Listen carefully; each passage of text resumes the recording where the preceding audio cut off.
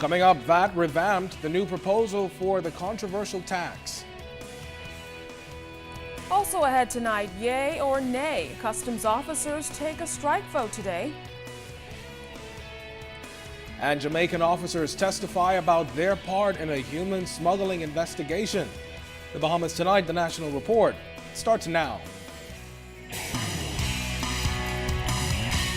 Now in HD.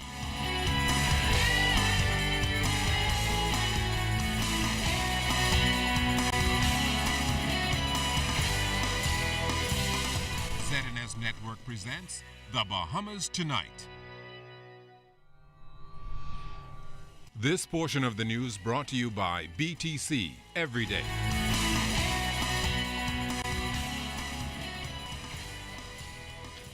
Good evening, everyone. I'm Keisha Adderley. And I'm Kendino Knowles. Thanks so much for joining us. Topping the news tonight, value-added tax will not be introduced at the much talked about 15%. This from Prime Minister Perry Christie in Parliament last evening.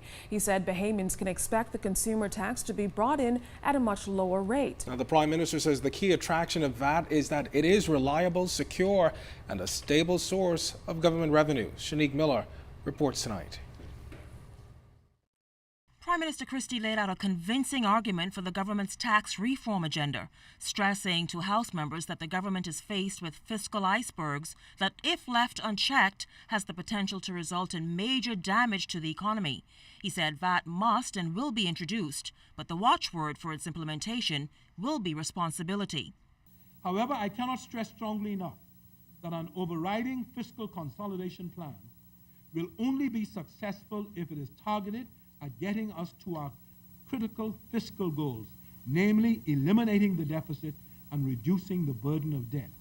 It is only through the attainment of these goals that financial resources will be freed up and responsibly allocated to new and emerging expenditure priorities. Pundits have criticized the government's plan to introduce VAT, even more so at the much talked about 15% rate. However, the Prime Minister insists it was never his intention to introduce value-added tax at that level. At the rate of VAT, I can assure you that will not be as high as 15%. Well, you think they hear me? I can assure the Bahamian public that when I put the final package to my government, we will not be charging a rate of 15%. As for the Coalition for Tax Reform and its suggestion that the government reconsiders the introduction of VAT, or at the very least consider the introduction of a different form of taxation, Mr. Christie says he's still awaiting the Coalition's report. To be fair to those who are committed to expensive studies, otherwise I would have articulated to you right now what is in this head. But I want to be fair to the process. But the fact of the matter is, okay, we are going to have a system of taxation. We're going to have direct foreign investment. We're going to have Bahamian investment. We are headed, my brothers and sisters, into an area in our national life that Rupert Roberts need to come and sit with me to find out about. And I shop at his grocery store and look at all the things, the sharks. You know, he got these pictures all over the place of sharks swimming around in the water and talking about VAT. When it ain't gonna cost him nothing. That's the point. And the great curiosity is, why? It ain't cost him nothing.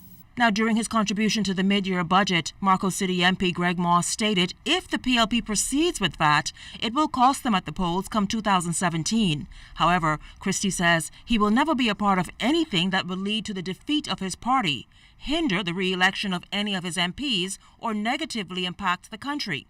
Noting that VAT and tax reform is not a way for the government to money grab, as he puts it, the Prime Minister also talked about the good VAT will do, particularly when it comes to assisting those who are low income.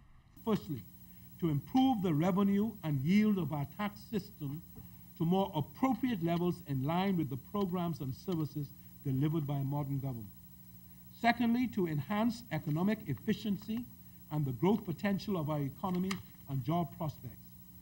Thirdly, to make our system of taxation fairer as between the various income groups in society. And fourthly, to bring relief to the poor, marginalized, and less fortunate in our society with programs that will systematically and steadily improve the quality of their lives while ensuring that they become fully participating and productive members of the community. Shanique Miller, ZNS Network News. Well, the Coalition for Responsible Taxation has commissioned a study by Oxford Economics on value-added tax. Coalition co-chair Gowan Bose says the dynamic economic modeling study for impacts of VAT and other tax initiatives will help garner a better idea of what the country could be in for once the tax comes into effect on July 1st. Bose strongly advised that the findings in the forthcoming report should be used by government as it moves to implement VAT. We do want to emphasize that a study has inherent in it limitations. It's not going to be a report that says this is the perfect answer and therefore you go forward, but it is going to be a forward-looking or forecasting model that is going to look at sort of the impact of VAT in its current proposal, VAT in alternate proposal forms, other alternatives as it relates to tax initiatives and some expenditure initiatives, and then look at some of the key indicators that it has on the economy. 4 American visitors are in custody in connection with a fatal stabbing on the island of Bimini. Police say a 57-year-old American male was found dead at a hotel on that tiny island. Police believe he was involved in an altercation with another man last night at the dock. We're told that the victim was found around 7 this morning in the garden of the resort. Police say a gardener made the discovery. Detectives from Grand Bahama are on the island assisting with the investigation.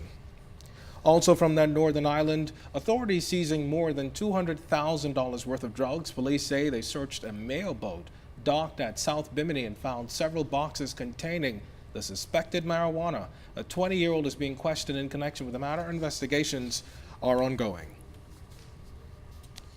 Testimony continued today in the Chavannes Sasha Gay Hall human trafficking case. During the proceedings, jurors heard from 2 Jamaican authorities who testified via video link from Jamaica. Among them, Corporal Kevin Strawn, who testified that he and other officers met with Bahamian police officers last February in Jamaica regarding an alleged human trafficking case here in the capital. As a result, he said he and a team of Bahamian and Jamaican officers, that is, searched the home of the defendant's mother. The officers said they found a folder with telephone numbers and photos which the mother claimed belonged to her. A Jamaican immigration officer also testified that the defendant and 2 other Jamaican women left Jamaica for the Bahamas last January and haven't returned home. The trial has been adjourned to Monday. The defense closed its case today in the unnatural sex trial of former 8 Mile Rock High School teacher Andre Burbal. As Fern Carey tells us, the defense called just 1 witness to the stand to reveal details about Burbal's medical state as the accused chose to remain silent. The main focus of the defense's case was whether or not Andre Burbal had HIV/AIDS or not.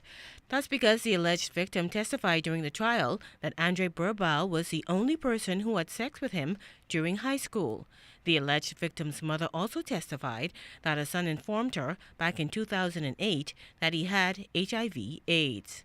And to answer the question regarding Burbal's health, his attorney, Ramona Farquharson Seymour, called just 1 witness to the stand, prison doctor Dr. Hastings Johnson. He's the physician who examined the 51-year-old former art teacher and conducted a series of tests on the accused back in 2010 at the prison. The doctor revealed that after conducting a number of tests on Burbal, the results showed that the Trinidadian does not have HIV/AIDS or hepatitis B.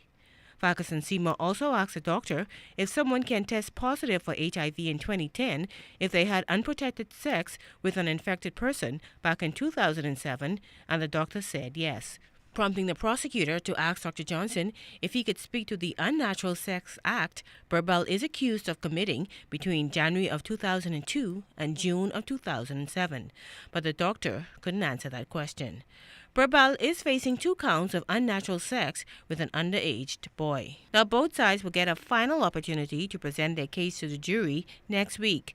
After that, the judge will sum up the case and Burbal's fate will be in the hands of the jury. Fern Carey, ZNS Network News. Well, still ahead tonight, Walking by Faith, a walkabout for change in Kemp Road. And the road ahead for outstanding roadworks. You're watching The Bahamas Tonight. This segment of the news is brought to you by Shell Quality Fuels.